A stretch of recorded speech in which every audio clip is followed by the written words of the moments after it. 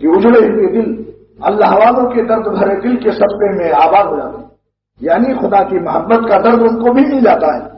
اس مضمون کو بھی میرا ایک شعر ادا کرتا ہے اور جس کو سناتا رہتا ہوں، مگر بار بار لے کر مزہ لیتا ہوں، تکرار سے کوئی فرق نہیں پڑتا۔ بعض لوگ کہتے ہیں صاحب وہ ایک شعر تو بارہا پڑھ چکے، میں کہتا ہوں جسمانی غذا کیوں کھاتے ہو بار بار؟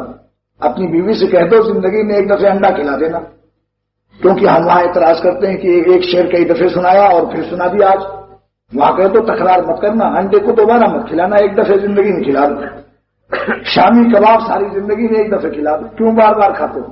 ایسی دین کے مضامین اگر بار بار سننے کو مل جائے تو سنانے والا بھی مست ہوتا ہے، سننے والے۔ تو اس ایک شعر سے اس مضمون کو اللہ تعالیٰ نے اپنی رحمت سے ادا کرایا۔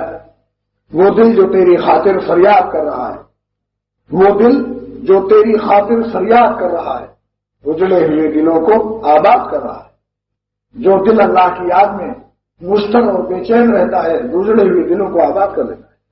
میں نے عرض کیا تھا کہ ایک نبی نے پوچھا، پیغمبر نے پوچھا کہ یا اللہ آپ کو کیسا تعلق پسند ہے؟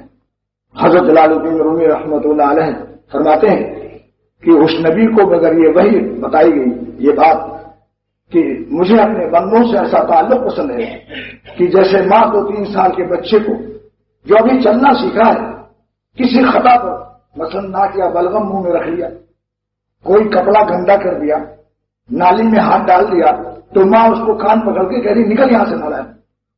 اس وقت میں وہ بچہ کیا کرتا ہے؟ کیا نکل جاتا ہے؟ میں نے آنکھوں سے دیکھا ہے کہ وہ ماں کا پیر پکڑ کے اور زور سے رونے لگتا ہے، اتنا زور سے چپٹتا ہے جتنی اس کی طاقت ہوتی ہے۔ نکالتے بھی دیکھا، چپٹتے بھی دیکھا، نکالنے والی ماں کو بھی دیکھا، چپٹتے ہوئے بچے کو بھی دیکھا۔ میں اپنے گھروں کے حالات سب نظر آتے ہیں، اپنی بہن، اپنی پھوپھی، اپنے تمام واقعات ایسے چیزیں نظر آ جاتی ہیں۔ بس یہ اللہ تعالیٰ کو اپنے بندوں سے پسند ہے۔